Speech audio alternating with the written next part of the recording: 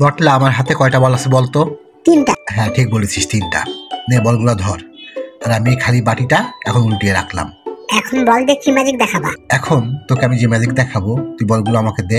বলগুলো আমি হাতের মধ্যে আবার রেখে দিচ্ছি। 1 2 3 নাম্বার বল দিলাম। দেখ এখন, যা বল চলে যা। আরে সত্যি তো।